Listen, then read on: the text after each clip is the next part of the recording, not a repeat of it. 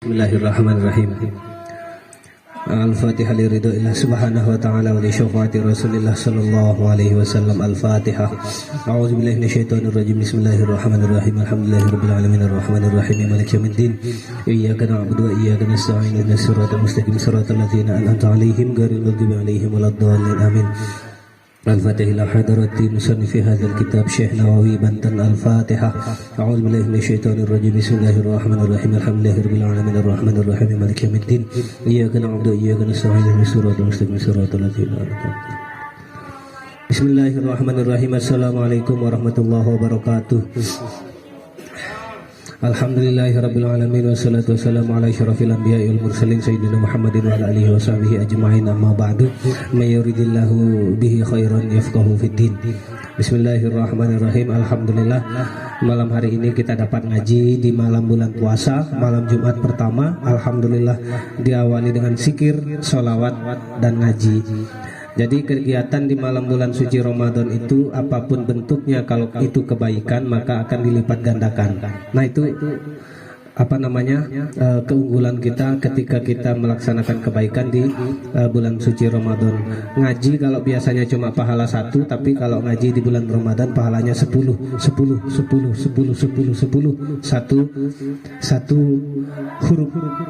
Begitu juga sholawat, kalau biasanya sholawat itu cuma ganjarannya 10. Man shalla alayya asyran fasallallahu alaiha biha, man shalla alayya wahidan fasallallahu alaiha biha asyran.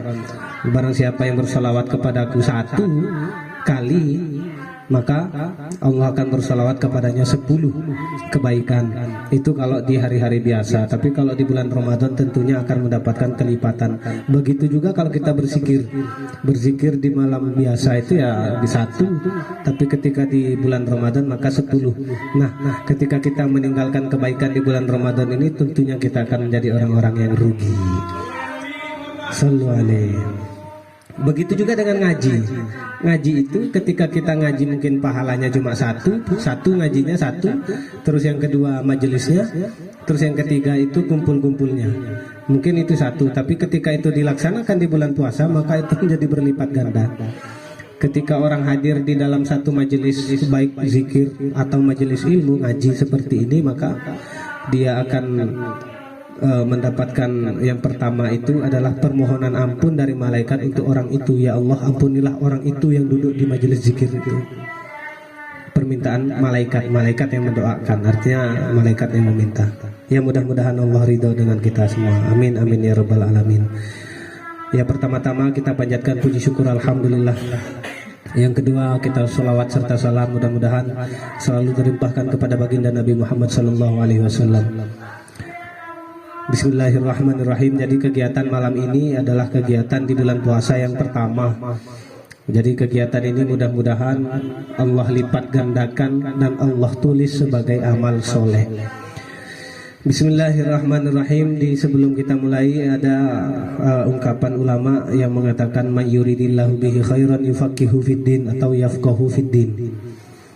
Ketika Allah itu mengkehendaki orang tersebut menjadi orang yang baik, maka orang tersebut akan difahami tentang masalah fikih. Yufaqihu fiddin, dia akan difahamkan tentang masalah agama, tentang masalah fikih. Ketika orang itu dikehendaki menjadi orang baik oleh Allah, maka Allah akan memberikan pemahaman tentang fikih kepada orang tersebut. Itu sangat masyhur di kalangan ulama fikih tentang may yuridillahu bihi khairan yufaqihu fiddin. Bismillahirrahmanirrahim. Kita lanjutkan ngaji yang kemarin malam yang sangat seru sekali. Jadi kemarin diawali jam 10 malam sampai jam 1 malam. Itu tidak selesai. Nah, nanti kita lanjutkan malam hari ini. Bismillahirrahmanirrahim. Qala al-musannifu rahimahullahu ta'ala wa nafa'ana bi ulumihi fid dharain amin.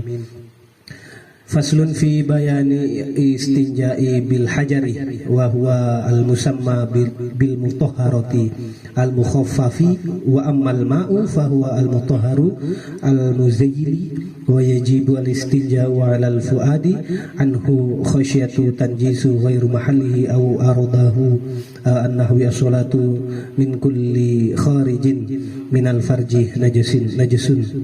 Bismillahirrahmanirrahim. Jadi bab ini menerangkan tentang istinja, tapi kita tidak menerangkan tentang batu, karena di sini bukan sudah zaman batu. Kenapa kalau istinja itu diterangkan tentang masalah batu, istinja menggunakan batu? Karena di sebagian tempat itu susah air. Nah, tapi kalau seperti di Indonesia yang daerah tropis ini mungkin kita berlimpahan air sampai banjir malah.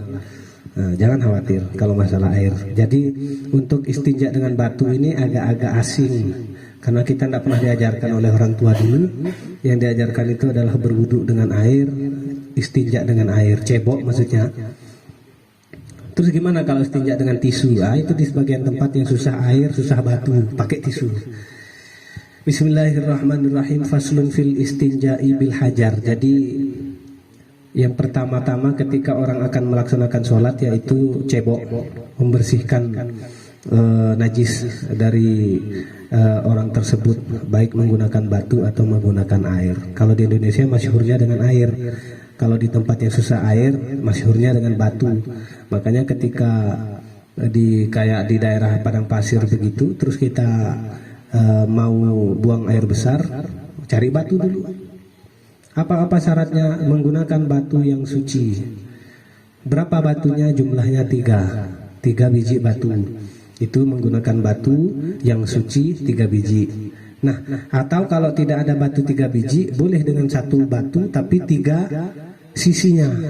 Ada sisinya 3, jadi sudah dipakai yang satunya, terus sisi satunya, terus sisi satunya. Tidak apa-apa batunya 1 tapi sisinya 3. Kalau susah pakai 3 batu.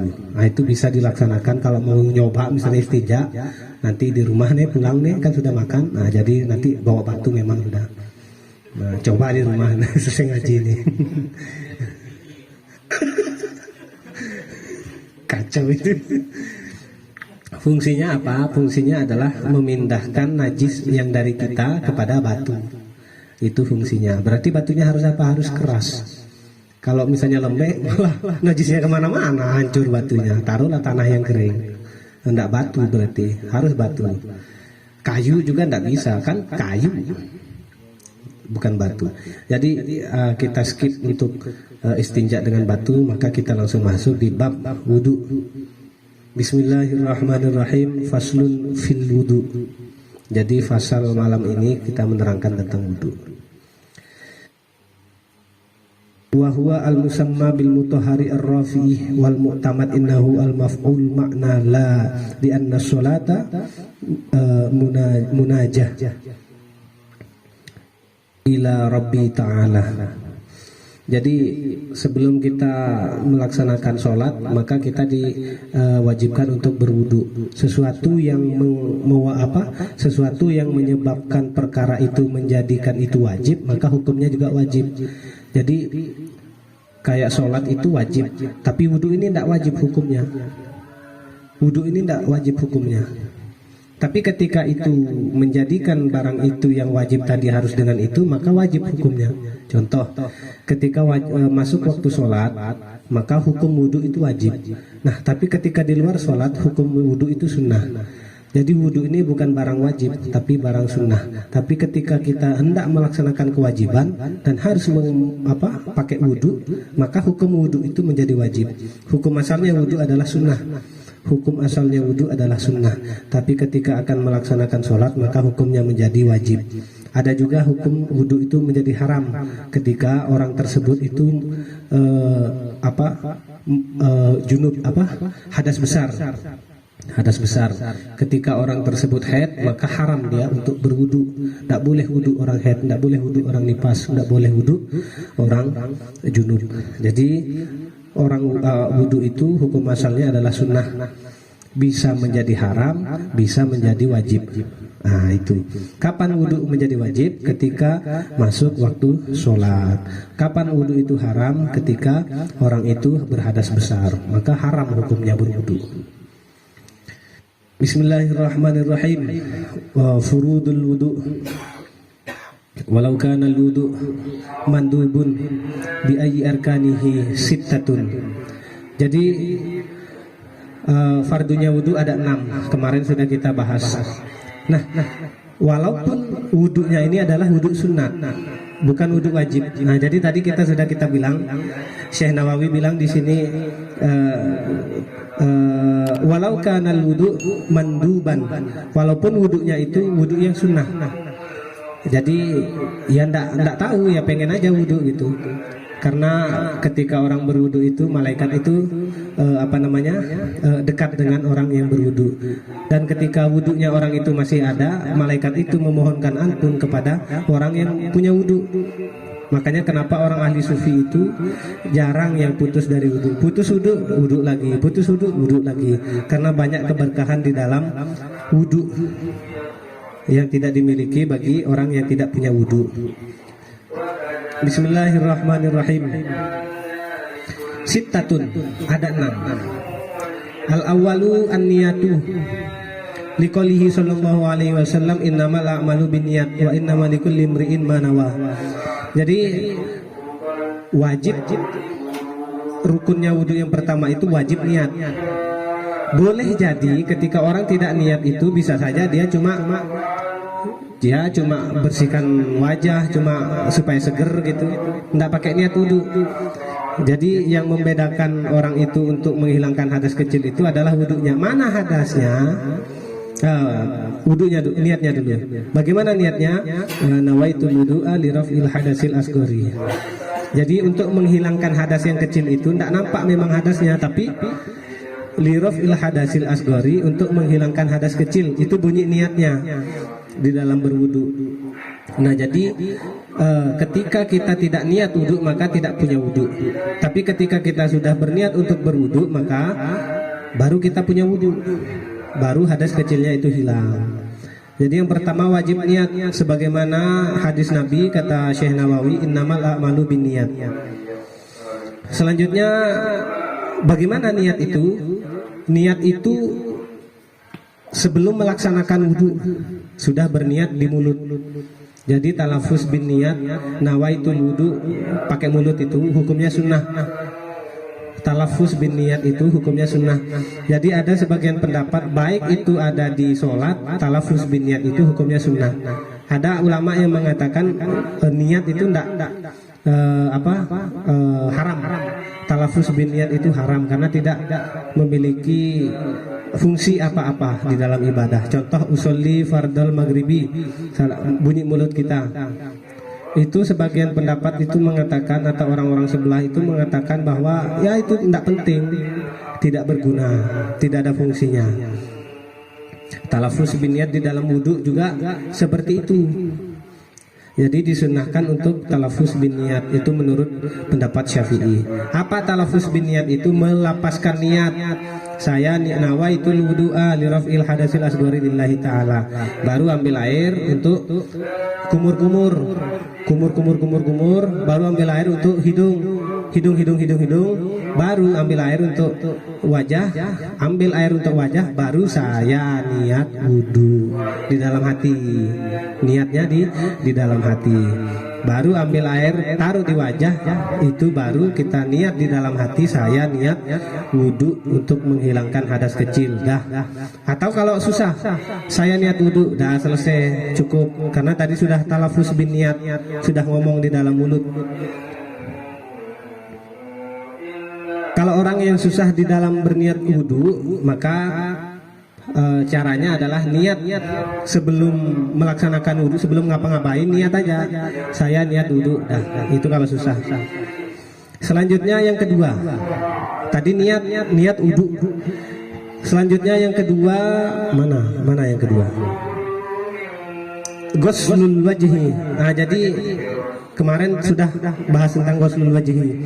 Apa ghuslul wajhi? Wa huwa mana wajah? Wa huwa ma baina manabiti sya'ri ra'sihi.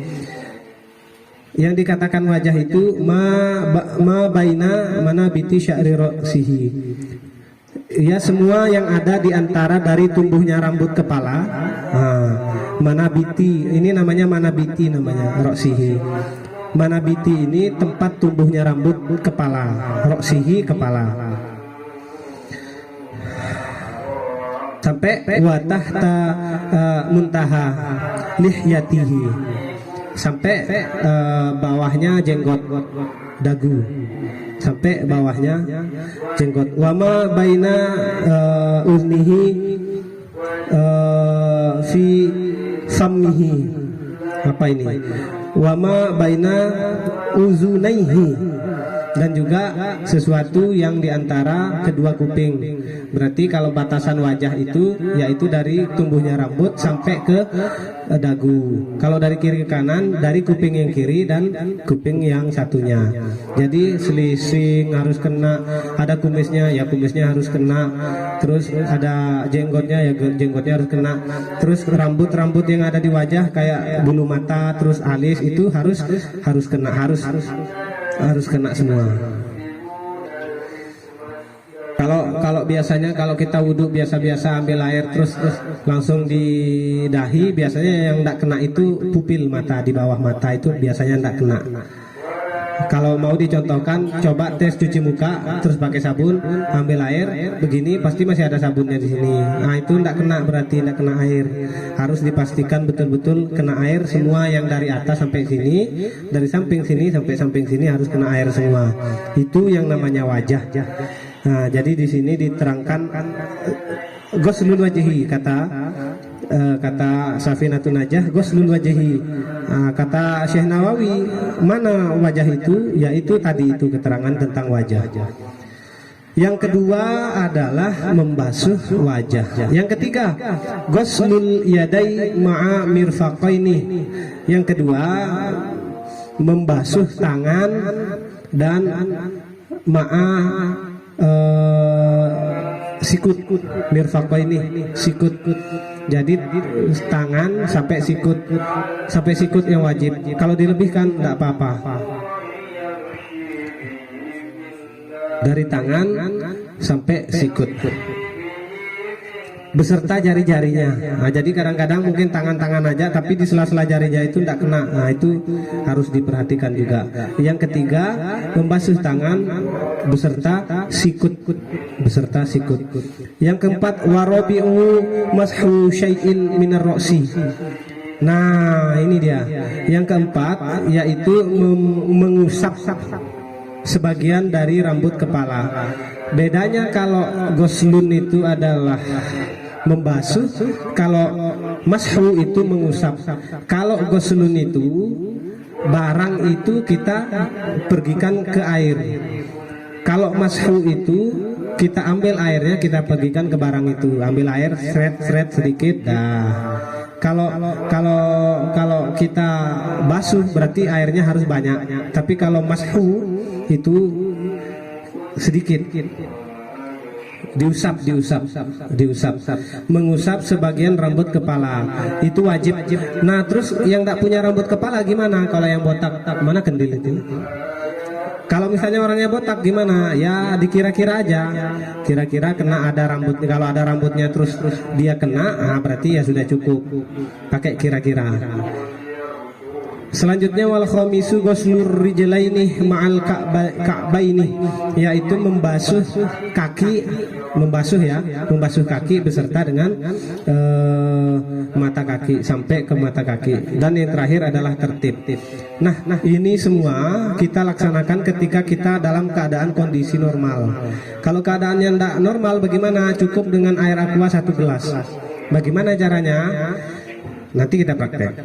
Nah, di dalam semua fardu-fardunya wudhu ini tidak dijelaskan harus 3 kali, harus kanan duluan, harus kiri yang kedua. Jadi nanti kalau ada orang nanti wudhunya itu sampai 4-5 kali, dibasuh tangan, dibasuh wajah, enggak apa-apa, biarkan saja. Mungkin kalau dibasuh 3 kali di matanya itu enggak kena air, jadi biar. Ada kok orang itu membasuh tangan sampai 5-6 kali, ya tidak apa-apa. Ada kok orang itu wudhu itu tangan kiri duluan sama kaki kiri duluan, ya tidak apa-apa. Yang wajib dalam berwudhu itu adalah membasuh. Yang membasuh tangan, membasuh kaki itu wajib. Kalau jumlahnya berapanya itu terserah. Nanti kalau cuma 3 kali kok enggak merata gitu, kok enggak kena gitu, ulang lagi wudhunya, enggak. Jadi berapa aja terserah. Nah, di sini mengusap membasuh telinga itu juga tidak disebutkan. Karena yang nomor 6 itu adalah tertib. Tertib maksudnya urutannya tertib dari atas sampai bawah.